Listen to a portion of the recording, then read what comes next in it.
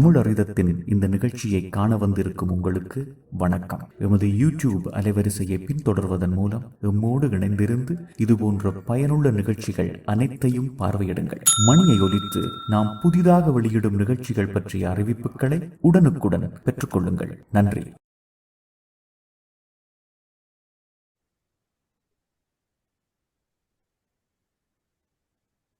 அனைவருக்கும் வணக்கம்.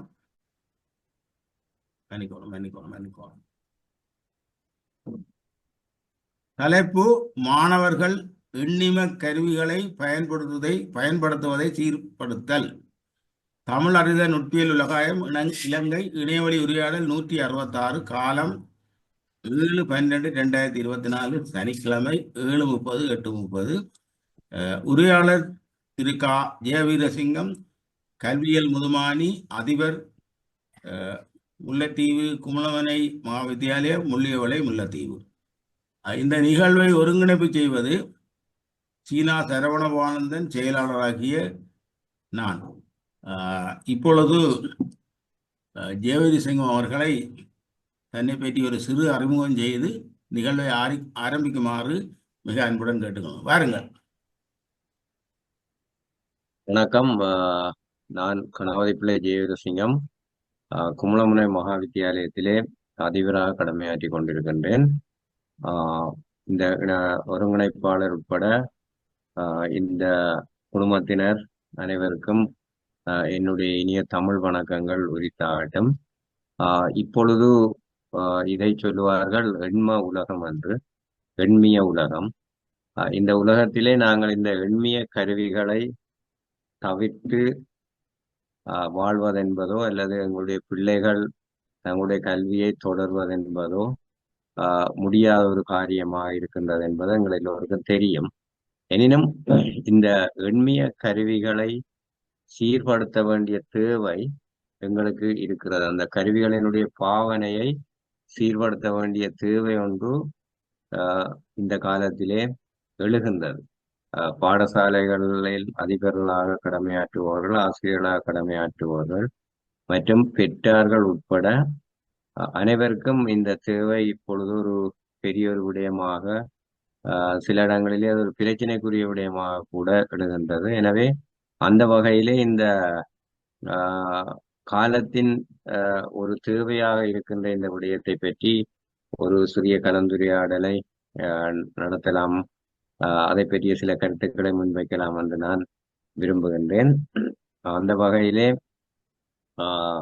இதிலே நாங்கள் இந்த எண்மிய கருவிகள் என்று நாங்கள் குறிப்பிடுகிற பொழுது அதற்குள்ளே எங்களுடைய மேசை கணனிகள், மடிக்கணனிகள் மற்றும் திறன்பேசிகள் போன்ற அடங்குகின்றன. இவற்றை விட இப்பொழுது புதிய புதிய பெயர்களிலே பல கருவிகள் தொடர்ந்து வந்து கொண்டிருக்கும். ஏனென்றால் இப்பொழுது இந்த காலத்தை சொல்லுவார்கள் அறிவு வெடிப்புக்குரிய காலம்.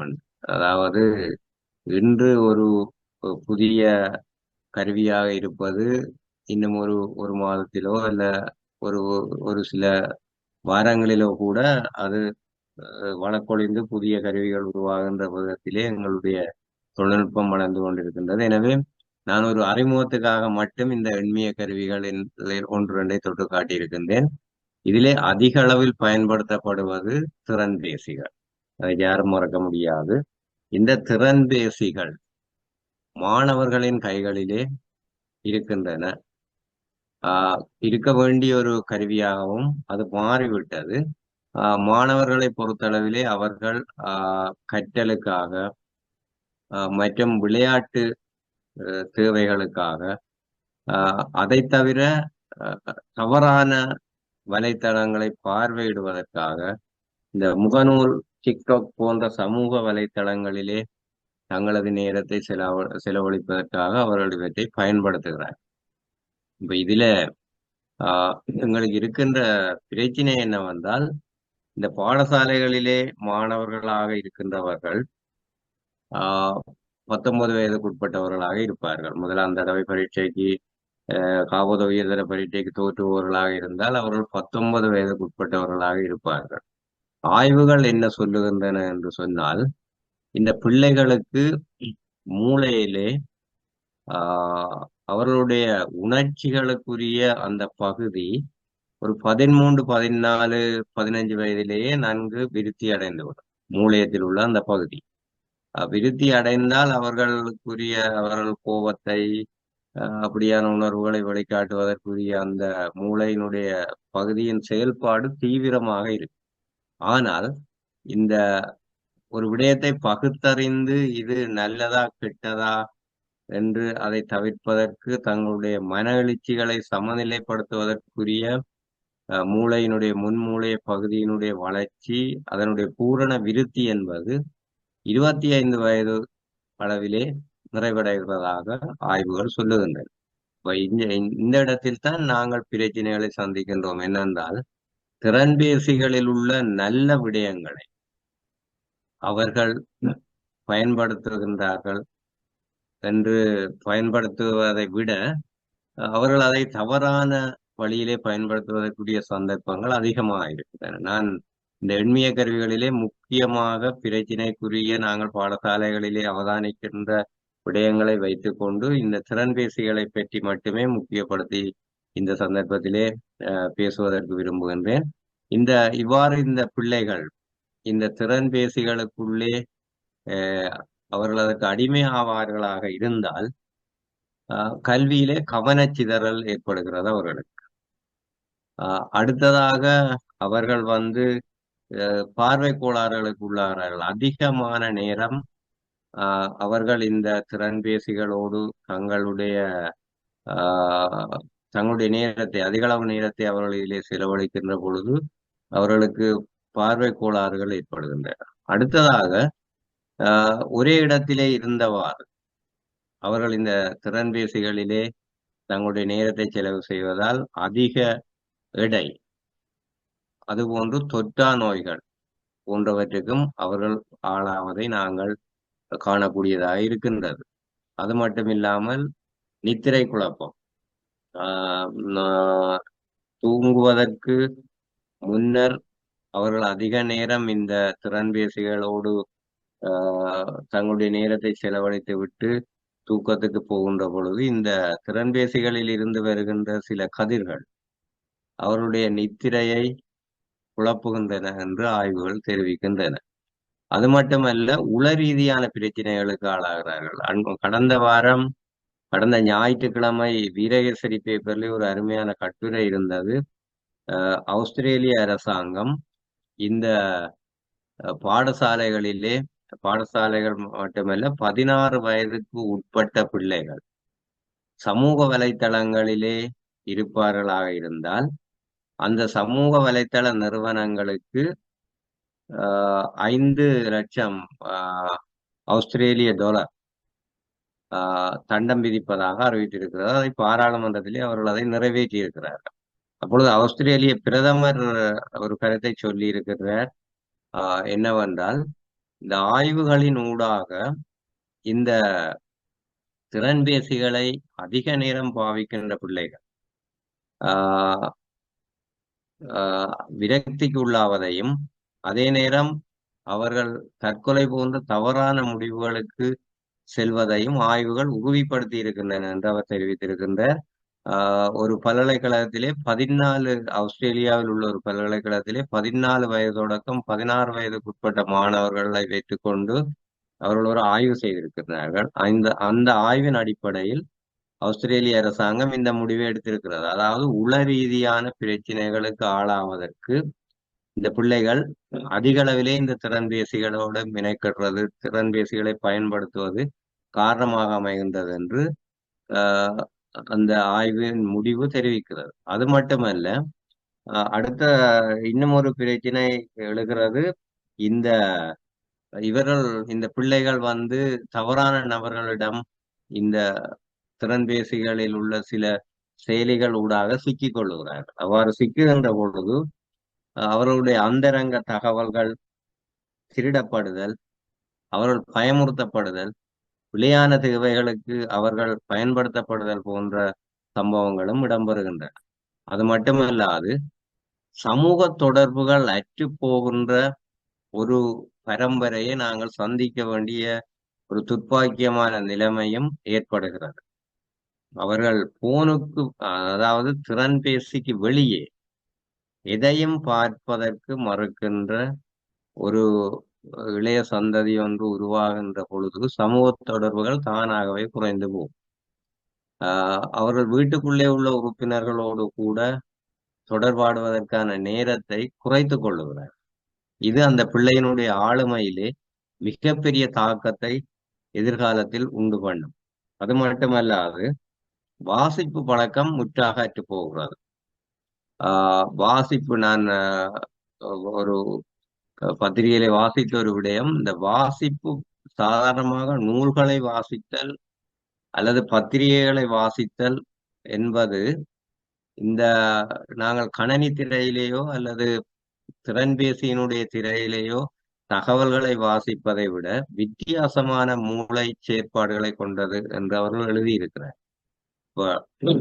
இந்த புத்தகங்களை வாசிப்பு பழக்கம் இல்லாமல் போகின்ற பொழுது தானாகவே அவர்களுக்கு கிரகிக்கும் பழக்கம் இல்லாமல் போகின்றது, எழுதும் பழக்கம் இல்லாமல் போகின்றது, எழுத்து திறன் குறைந்து போகிறது. இந்த விடயங்களிலும் நாங்கள் இந்த பாதிப்புகள் தொடர்பாகவும் நாங்கள் கரிசனை கொள்ள வேண்டியவர்களாக இருக்கின்றோம். அது மட்டுமல்லாது இந்த இப்பொழுதெல்லாம் செயற்கை நுண்ணறிவு செயலிகள் இந்த எங்களுடைய திறன்பேசிகளிலே இலகுவாக அவற்றை நாங்கள் தரவிறக்கி பயன்படுத்தக்கூடியதாக இருக்கிறது. இது சரியான வழிகாட்டல் கிடைக்காமல் விடும் பட்சத்திலே இந்த பிள்ளைகள் தங்களுக்கு கொடுக்கப்படுகின்ற வீட்டு வேலைகளை, ஒப்படைகளையும் எந்தவித தேடலும் இல்லாமல் அவற்றை பயன்படுத்தி ஒரு சில நிமிடங்களிலே பூர்த்தி செய்கின்ற ஒரு நிலைமைக்கு அவர்களை இட்டுச் செல்லுகிறது. அதை என்ன செய்யும் என்றால், அவர்கள் விரைவாக வேலையை முடித்து விட்டு தங்களுடைய ஒப்படைகளையோ அல்லது வீட்டு வேலைகளையோ விரைவாக முடித்து விடுவார்கள். அது பிரச்சனை அல்ல. ஆனால் அவர்கள் எதையுமே பெற்றுக்கொள்ள மாட்டார். அப்ப அது அவர்களுக்கு சுயமாக பெற வேண்டிய அந்த எண்ணக்கரு விருத்திகள், அப்படியான விடயங்களை அது பாதிக்கும். மற்றது பொருளாதார நெருக்கடியை பெற்றார்களுக்கு இந்த திறன்பேசிகளினுடைய அதிகரித்த பாவனை ஏற்படுத்துகிறது. தாங்கள் மற்ற பிள்ளைகள் வைத்திருப்பது போன்ற விலை உயர்ந்த திறன்பேசிகளை பெறுவதற்காக பெற்றோர்களோடு அவர்கள் முரண்படுகிறார்கள். அதே போன்று அந்த திறன்பேசிகளுக்கு மீள் நிரப்பல் செய்வதற்கான நிதியையும் பெற்றோர்களிடம் கேட்கின்ற பொழுது ஒரு பொருளாதார நெருக்கடிக்கும் அவர்கள் உள்ளாகிறார்கள். இவ்வாறான தீமைகள் இந்த திறன்பேசி பாவனை அளவுக்கு அதிகமாக அதிகரிக்கின்ற பொழுது ஏற்படுகிறது. அதனால் நாங்கள் இதனை முற்றாக கைவிடவும் முடியாது. எனவே இதை நாங்கள் இழிவளவாக்குகின்ற வழிமுறைகளை தேட வேண்டியவர்களாக இருக்கின்றோம். ஏனென்றால் உலகம் எண்மிய உலகம். அப்ப நாங்கள் பிள்ளைகளை இவற்றில் இருந்து முற்றாக நீக்கவோ முற்றாக தடை செய்யவோ முடியாது. எனவே நாங்கள் இந்த இழிவளவாக்கும் வழிமுறைகளை தேட வேண்டிய ஒரு கட்டத்திலே இருக்கின்றோம். அதிலே ஒன்று, இந்த மாணவருக்கு தேவையான செயலிகளை மட்டும் வடிகட்டி மட்டுப்படுத்தி நாங்கள் அதிலே பயன்படுத்துவது என்பது ஒரு விடயம். அதற்குரிய வழிமுறைகள் திறன்பேசிகளிலே இருக்கின்றன. அவற்றை பெற்றார்கள் கட்டாயமாக தெரிந்திருக்க வேண்டியதோடு அந்த தங்களுடைய பிள்ளை பாவிக்கின்ற திறன்பேசியிலோ அல்லது அவர்கள் பாவிக்கின்ற மடிக்கணனியிலோ அல்லது மேசை கணனியிலோ இந்த விடயங்களை நாங்கள் செய்து வைக்க வேண்டியவர்களாக இருக்கின்றோம். இன்னும் ஒரு முறை இருக்கின்றது, பெற்றார் கட்டுப்பாட்டு அமைப்பை திறன்பேசிகளிலே ஏற்படுத்த, அதனூடாக அவர்கள் பாவிக்க வேண்டிய நேரத்தை, அவர்கள் பாவிக்க வேண்டிய செயலிகளை பெற்றார் தாங்களாகவே கண்காணித்துக் கொள்வதோடு கட்டுப்படுத்துவதற்குரிய வழிமுறைகளும் இருக்கின்றன. அவை ஒவ்வொரு சில வகையான தொலைபேசிகளுக்கு, சில வகையான திறன்பேசிகளுக்கு இடையிலே சில வித்தியாசங்கள் இருக்கின்றனவே ஒழிய அவற்றை நாங்கள் பிள்ளைகள் பாவிக்கின்ற திறன்பேசிகளிலே ஏற்படுத்துவதன் ஊடாக இந்த கட்டுப்பாட்டை பேணக்கூடியதாக இருக்கும்.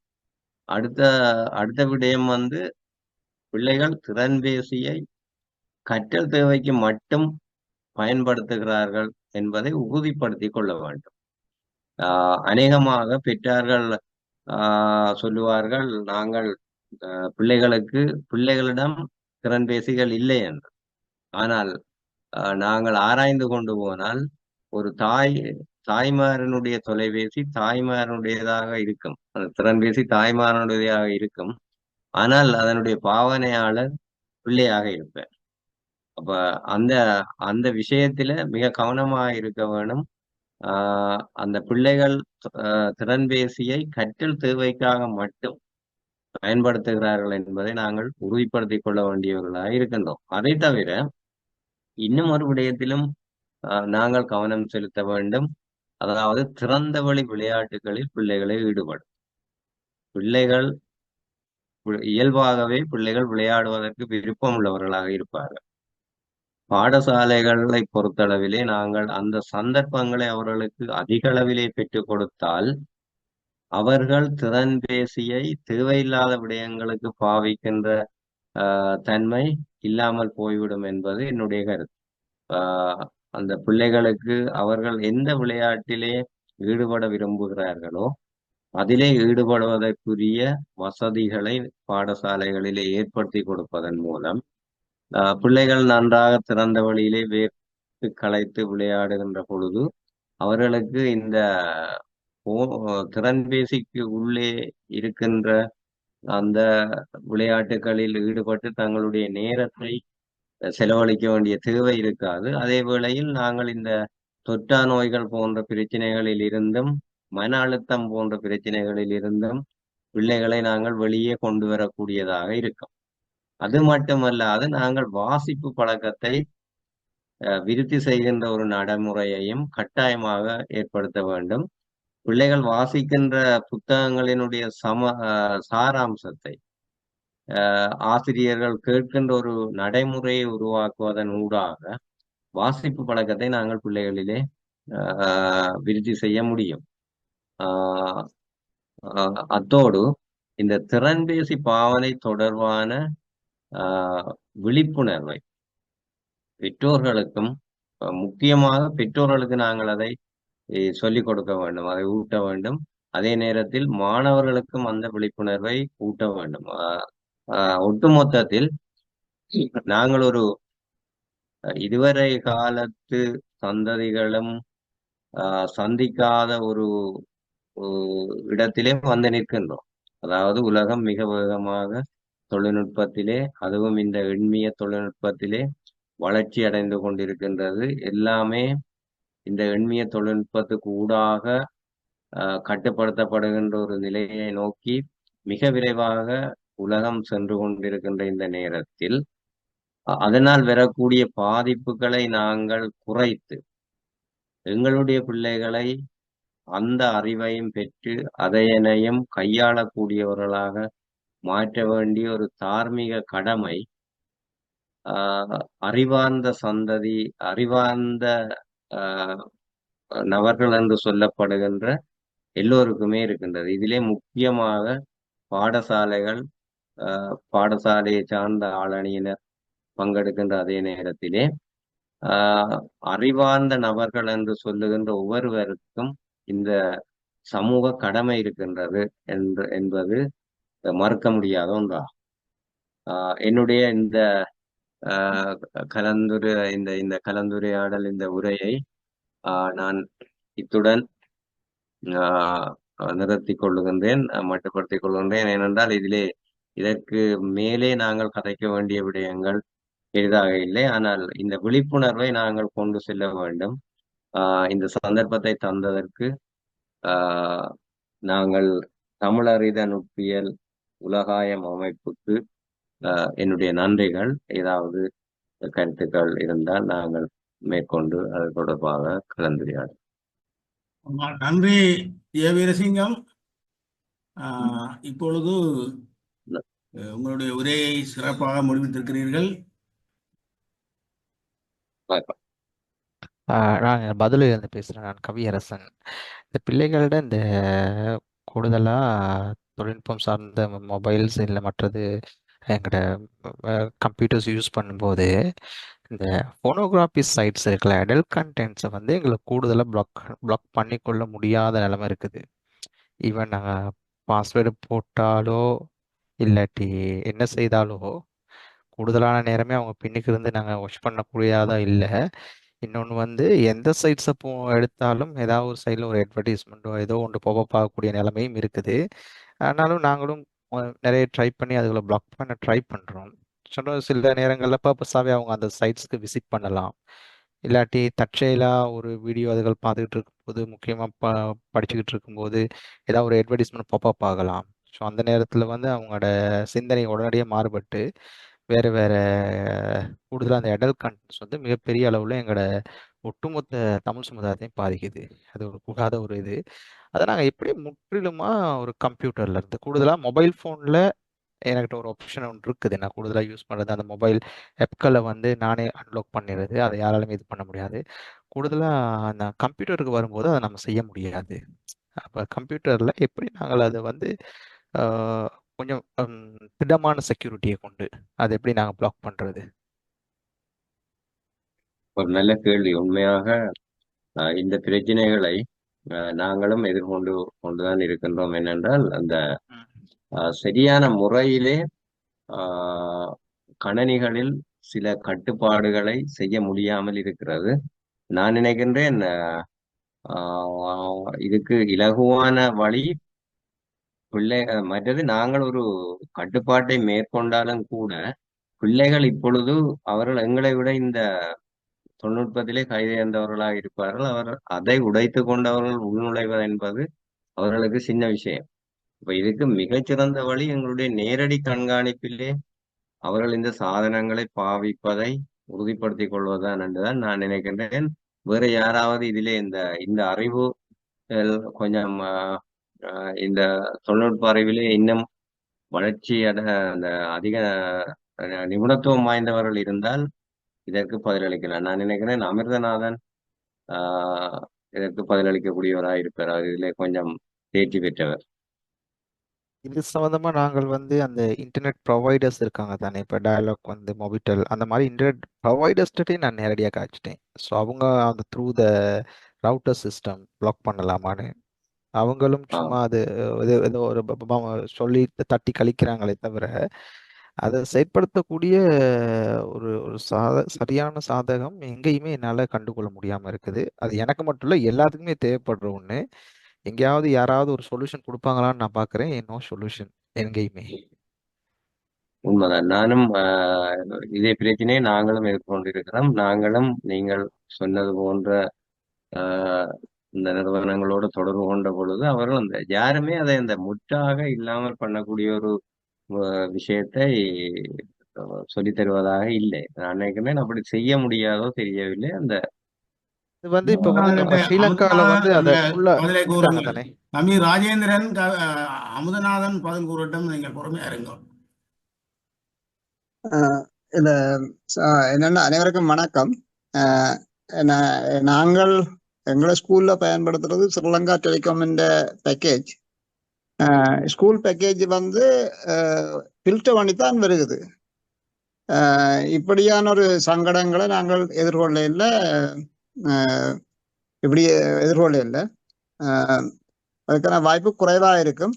நான் இதுக்கும் இதை ஒரு தெளிவாக ஆராய்ச்சி போட்டு தமிழகத்தில் நான் எழுதி விடுறேன். நான் சாதாரண எங்களை ஸ்கூல் பேக்கேஜ் வந்து டேட்டா பேக்கேஜ் இருக்கு தானே, 100 GB தந்தது 2 பேக்கேஜ் இருக்கு எங்களுக்கு. அந்த 2 பேக்கேஜையும் ஃபில்டர் பண்ணி தான் வரும். எந்த ஒரு சோசியல் மீடியாவில் கூட பார்க்கறதுக்கான எந்த வாய்ப்பும் அதில் இல்லை. நாங்கள் எஜுகேஷன் பர்பஸுக்கு மட்டுமே பயன்படுத்தக்கூடிய இருக்கும். ஆனால் யூடியூப் பார்க்கலாம். யூடியூப்ல சில செக்ஸ் பேஜுகள் அதில் வர்றதுக்கான வாய்ப்பு இருக்குது. ஆனால் ஒரு நீங்க சொல்ற அளவுக்கு பெரிய பிரச்சனைகளை உருவாக்கக்கூடிய மாதிரியான வாய்ப்பு காண இல்லை. நான் இருந்தாலும் நான் தேடிட்டு இந்த தமிழகத்தின் குரூப்ல எழுதி வருவேன். யாரும் இதுக்குள்ள இருந்தா எனக்கும் இருக்கா, வேற நல்ல ஐடியா இருந்தா சொல்லுங்க இருக்கா. ஐயா பாடசாலையில நாங்கள் ஒரு நிமிஷம், பாடசாலையில நாங்கள் பயன்படுத்துகின்ற அந்த வலைத்தள அமைப்பிலே அதில இவ்வாறான விஷயங்களை பார்க்கறதுக்கோ இல்லாட்டி அமர்நாதன் சொன்னது போன்று இந்த சமூக வலைத்தளங்களை பார்க்கறதுக்குரிய எந்த வாய்ப்பும் கிடையாது பாடசாலையை பொறுத்தளவில். இது பெற்றோர்கள்ட்ட இருந்து வார அந்த முறைப்பாட்டிலே அவர்கள் இப்படியான பிரச்சனைகள் இருக்கின்றதை சொல்லிக் கொண்டிருக்கிறார்கள். அப்ப நாங்கள் இதை பற்றி கொஞ்சம் கூட ஆராய வேண்டிய தேவை இருக்கிறது. ஐயா நான் சுகு. ஓகே. 2 பேர் குரல் கொடுக்கணும். சுகு நீங்க கூறுங்க. இப்ப என்னன்னா அந்த வெளிநாடுகள்ல அதுக்கண்ட அந்த சில ரவுட்டர்கள் இருக்குது. அதுல நீங்கள் என்னென்ன கண்டென்ட், என்னென்ன ஏஜ் லிமிட் எல்லாம் செட்டப் பண்ணலாம். அது இப்ப சிலதுகள் மந்த்லி காசு கட்டி செய்யறது, மற்றது பிசிக்கலா இருக்கு டிவைசஸ் இருக்கு, அதுல இரண்டலாம். ஆனா என்ன பிரச்சனைன்னா அது இப்ப இங்கே பொறுத்தவரையில அதை என்னென்று பைபாஸ் பண்றேன்னு எல்லாருக்கும் தெரியும். இப்ப சின்ன பிள்ளைகளுக்கு பயன்படுவதற்கு மேலேண்டா நாங்கள் கண்ட்ரோல் பண்றது, அவையோட கதைச்சு கண்ட்ரோல் பண்றது தான் பெட்டர். அதை விட வேற என்ன செய்தாலும் எல்லாம் ரீசெட் பண்ணது அவைக்கு தெரியும். ஏனென்றா கூகுள் இருக்கிறபடியா அதுல ப்ரௌஸ் பண்ணி எல்லா இன்ஃபர்மேஷனும் எடுத்துடுவேன். ஆனா என்ன பொறுத்தவரை பிள்ளைகளுக்கு அவைக்கு நீங்க டைமை கொடுத்து, மற்றது உங்களுக்கு அந்த நீங்க இப்ப சமைக்கிறேன்டா சமையலுக்கு முன்னால உங்களோட கம்ப்யூட்டர் இதை வச்சீங்களா அவை இதுகளில் போய் மினக்கடுறதுக்கு நீங்கள் பார்க்கலாம். இப்ப தனியா அவைக்கு ஒரு ரூமை கொடுத்து அதுக்குள்ள இருந்து என்ன செய்யணும்டா அப்படி விட்டீங்களா இதை திருத்துறதுக்கு அதுதான் ஒரு வழி. அவைக்கு தனி ரூம், கம்ப்யூட்டரும் மெயினா ஒரு இடத்துல வச்சுட்டு அது சின்னல இருந்து பழக்கினீங்கன்னா அவைக்கு பழக்கம் வந்துடும். அம்மா பாப்பா அப்பா பாப்பினா நான் என்ன செய்யறேன்ட்டு அதுதான் ஒரு நல்ல முடிவு. அதை விட நீங்க என்ன செய்தாலும் அவைக்கு எல்லாருக்கும் பைபாஸ் பண்ண தெரியும். நன்றி. சியாமலா, நீங்கள் இதை கருத்து நீங்கள் கூறுங்க, உங்களை அறிமுகப்படுத்தி கூறுங்க. நான் ஷாம்லா கனடால இருந்து கதைக்கிறேன். இந்த யூடியூப் அட் பிளாக்கர்ஸுக்கும் நாங்க காசு கட்டி வச்சா இதுல எதுவும் ஹெல்ப் கிடைக்குமா? அட்வர்டைஸ்மெண்ட்டை பிளாக் பண்ற மாதிரி. எந்த சைட்டுக்கு போனாலும் எங்களுக்கு லேப்டாப்லயோ போன்லயோ அட்வர்டைஸ்மெண்ட்ஸ் வரத்தான் செய்யுது. அப்ப அட் பிளாக்கர்ஸ் கண்டு இப்ப முந்தி ஃப்ரீயா செய்யக்கூடியதா இருந்தது, இப்ப காசு கட்டித்தான் செய்விக்க வேண்டி இருக்கு. அது எதுவும் ஒரு ஆப்ஷனா எனக்கு தெரியல, அதை பத்தி தான் கேக்குறேன். அட்வர்டைஸ்மெண்ட்ஸை பிளாக் பண்றதுக்குரிய மெத்தட் இருக்குது. நான் இதை எனக்கு இப்போ உடனே சொல்ல தெரியல. அதனால இப்ப அண்மையிலே எங்கேயோ வாசிக்க கிடைச்சது. அதுக்கான வாய்ப்புகள் இருக்குது. யூடியூபோட வர ஃப்ரீயா இருக்குது. அப்ப அதற்கு தெரியுங்க, காசு கட்டினது அட்வர்டைஸ் பண்ணி நம்ம போட்டு காசு கட்டும்.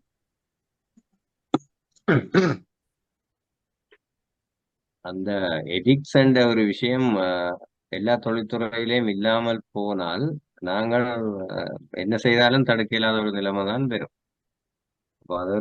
இது ஒரு பெரிய பிரச்சனையான விஷயம்தான்.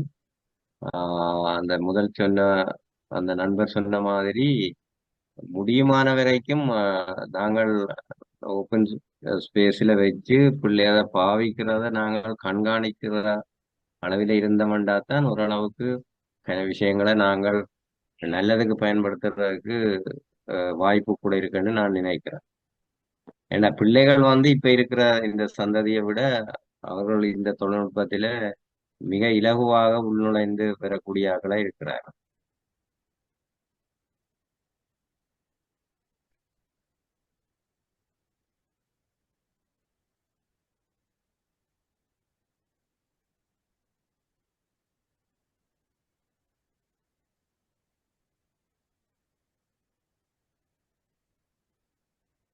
இது ஒரு தகவல். நாங்கள் இந்த உரையாடலை ஏற்கனவே செய்திருந்தோம். இந்த பின்லாந்து கல்வி முறையை நீங்கள் அநேகமாக கேள்விப்பட்டிருப்பீர்கள், அநேகமாக கேள்விப்பட்டிருக்கலாம். பின்லாந்துல 8 வயசுல தான் பாடசாலைக்கு பிள்ளைகள் செல்றது. அது விளையாட்டு மூலம் வேறு மூலம் தான் கல்வி. புத்தகத்தை படிக்கிறது சம்பந்தமாக 8 வயசுல தான். ஆனால் அங்கதான் உச்ச அளவில் இந்த திறன்பேசிகளை பாவிக்கிறது இருக்குது. எல்லா எண்ணிய கருவிகளை பாவிக்கிறது இருக்கு. அவர்கள் அந்த பிள்ளைகளுக்கு சிறு வயதிலே அதில் உள்ள நன்மைகள் தீமைகள் எல்லாத்தையும் அவர்களுக்கு சொல்லிக் கொடுத்துருவார்கள். அந்த சிறு வயதிலே சொல்ற அந்த இது அவர்களுக்கு பதிந்து கொள்ளும். அங்கே அது பெரிய பிரச்சனையாக இல்லைன்னு சொல்றார்கள். ஏன்னா அந்த பின்லாந்தை பொறுத்தவரையில சகல விடயங்களும் இதுக்கெல்லாம் செய்கிறார்கள். இணைய வழியிலாம் சகலதும் நடக்கிறது. இது இது பற்றி அறிய விரும்புகிறார்கள். பின்லாந்து கல்வி முறையை தேடினா அறியலாம் நினைக்கிறேன். அதுல பல பாதுகாப்பு நடவடிக்கைகள் இருக்கு. சரி, நீங்கள் வேறு யாராவது வினாக்கள்? பின்லாந்தை பொறுத்தளவில் பின்லாந்து ஊழலும் இல்லாத நாடுகள் என்ற பட்டியலில் நான் நினைக்கிறேன் முதலாவது இடத்துலயும் 2வது இடத்துல இருக்குது. ஒரு அவர்களுடைய அந்த கலாச்சாரம், அவருடைய அந்த சீதோஷ்ண நிலை, இவைகளும் அந்த பிள்ளைகளின் நடத்தையில கட்டாயம் பங்களிக்க வேண்டும் நான் நினைக்கிறேன். ஏனென்றால் அங்கெல்லாம் நான் வாசிச்சிருக்கிறேன், அந்த பிள்ளைகள் படிக்கிற விரும்பின நேரம் படிச்சுட்டு ரெஸ்ட் எடுக்கிறேன்னா போய் அறைக்குள்ள படுத்து நித்திர கொண்டுட்டு அப்புறம் திருப்பி தாங்கள் கற்கிறக்குரிய அந்த அவ்வளவு இலகுவான வழிமுறைகள் ஏற்படுத்தப்பட்டிருக்குது. அப்ப அந்த சின்ன நிலை இருந்த அந்த பிள்ளைகளுக்கு அந்த பழக்கங்களை கொண்டு வர்றது, இந்த சுய கட்டுப்பாட்டை உருவாக்குறதுன்றது இன்னும் ஒரு நல்ல ஒரு நடைமுறை தான்.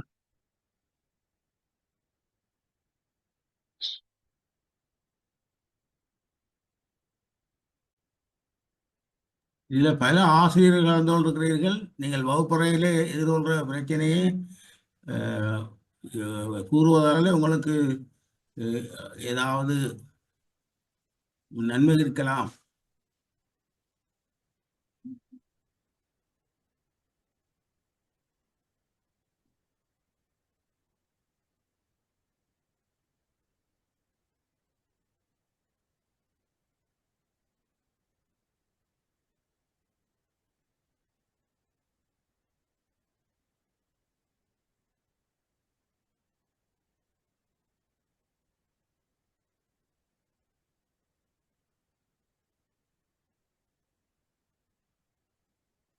ஜெயவரசிங்கம், நீங்கள் முத்தாய்ப்பாக இதன் கருத்து கூற இருந்தால் கூறுங்கள். நாங்கள் நிகழ்வின் அடுத்த கட்டங்களுக்கு செல்ல வேண்டி இருக்கிறது. முத்தாய்ப்பாக சில நிமிடங்களை கூறலாம் கருத்து. இந்த நாங்கள் கலந்துரையாடினதின் சாராம்சமாக நாங்கள் பிசிக்கலாக, அதாவது பௌதிக ரீதியாக இந்த விடயங்களை கட்டுப்படுத்துவதாக இருந்தால், நண்பர் ஒருவர் சொன்னது போல இந்த கணனியை தவறாக பயன்படுத்துகிற அப்படியான விஷயங்கள் இருந்தால் அதை நாங்கள் நேரடி கட்டுப்பாட்டில் வச்சிருக்கிறது மிக உகந்த வழி. மற்றது நாங்கள் இந்த பிள்ளைகளுக்கு விழிப்புணர்வை ஊற்றுற அப்படியான விஷயங்களுக்கு ஊடாகவும் இந்த பிள்ளைகளை இந்த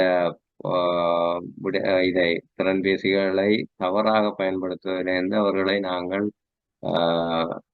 திசை திருப்ப முடியும். இதுல மிக முக்கியமான விஷயம் என்னென்றால், இது தொடர்பாக ஆய்வுகள் செய்யப்பட வேண்டி இருக்கிறது. இந்த எவ்வாறு மிக இறுக்கமாக ஒரு கட்டுப்பாட்டு அமைப்பு ஒன்றை இந்த திறன்பேசிகள் போன்றவற்றுக்குள்ளே ஏற்படுத்தி நாங்கள் அந்த தவறான விடயங்கள் பிள்ளைகளை அணுகாமல் பார்த்து கொள்ளலாம் என்ற விஷயத்துல நாங்கள் சிரத்தை எடுக்க வேண்டிய ஒரு தேவை இருக்கிறது. ஏனென்றால் நாங்கள் ஒரு கீழைத்தேய கலாச்சாரத்தை கொண்ட ஒரு நாட்டில் வாழுகிற மக்கள் தமிழர்கள். எங்களுக்கு உரிய விழுமியங்களுக்குள்ள நின்று கொண்டு நாங்கள் அறிவியல்ல வளர்ந்து செல்ல வேண்டிய ஒரு தேவை எங்களுக்கு இருக்கு. 2 தளத்தில நாங்கள் போக வேண்டி இருக்கு. அப்ப இதுல இந்த சைபர் செக்யூரிட்டியில தேர்ச்சி பெற்ற யாரும் நிபுணத்துவம் வாய்ந்த ஒருவரை நாங்கள் இந்த தமிழரிடம் இந்த உரையாடலுக்கு ஒரு கால் எடுத்து அதனூடாக இவ்வாறான நடைமுறைகள் இருக்குமான்னு நாங்கள் தேடுவது நல்லது.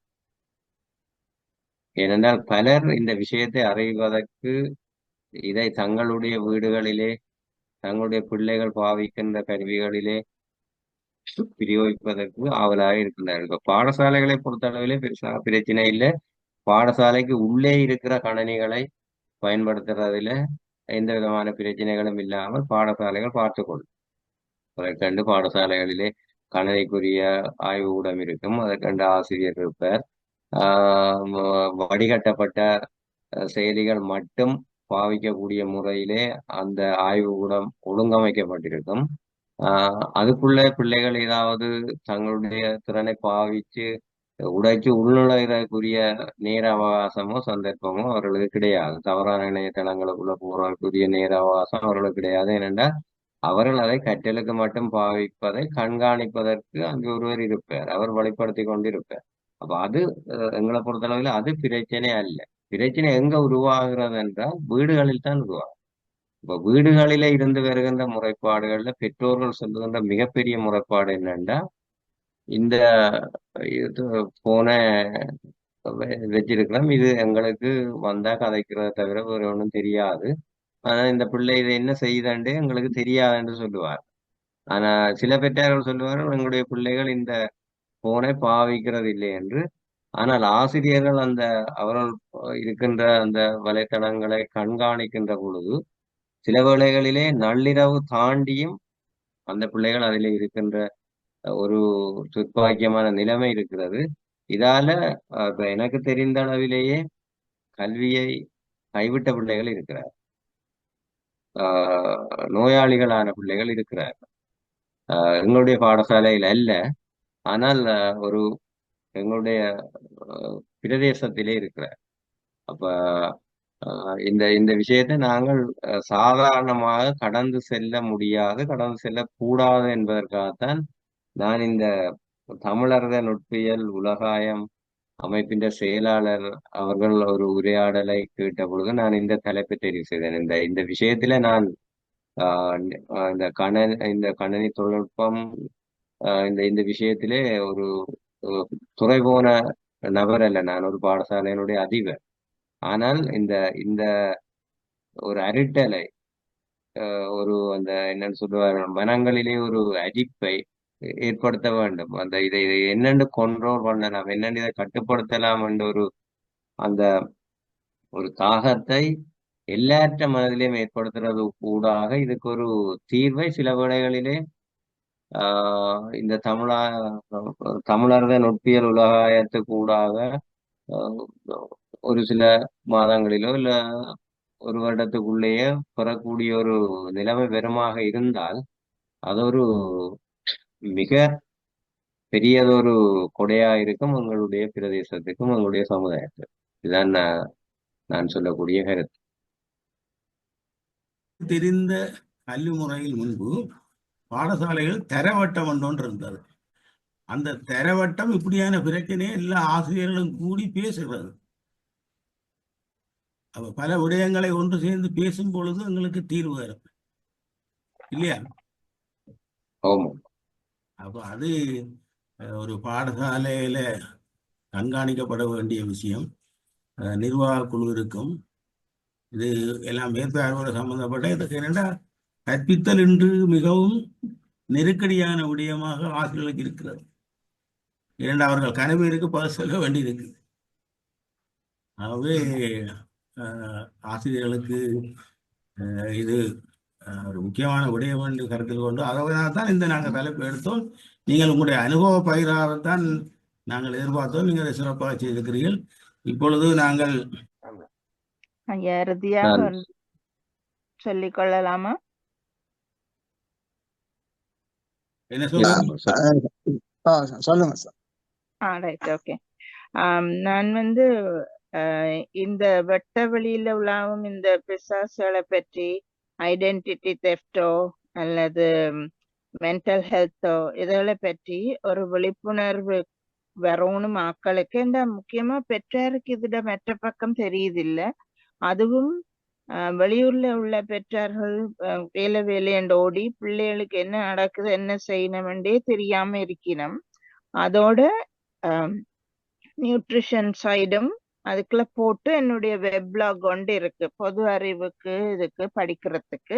அது யாருக்கும் தேவைன்னா நான் உங்களோட ஷேர் பண்ணி விடுறேன்.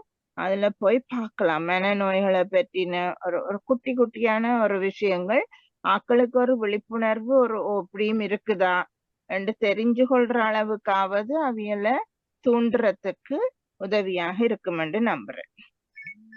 நீங்கள் என்னுடைய தமிழகத்துடைய தொடர்புக்கு அனுப்புங்கள், நான் அதை குழுவிலே பகிர்ந்து விடுறேன். நிகழ்வின் இறுதி பகுதியாக நன்றியுரைக்கு செல்வோம். நன்றியுரைக்காக ஞான அமிர்தநாதன், அதிபர், இரணைப்பாளர், கத்தோலிக்க மகாவித்தியாலயம், புதுக்குடியிருப்பு, முல்லைத்தீவு, தமிழகத்தின் உறுப்பினரும் கூட. வாருங்கள். அனைவருக்கும் வணக்கம்.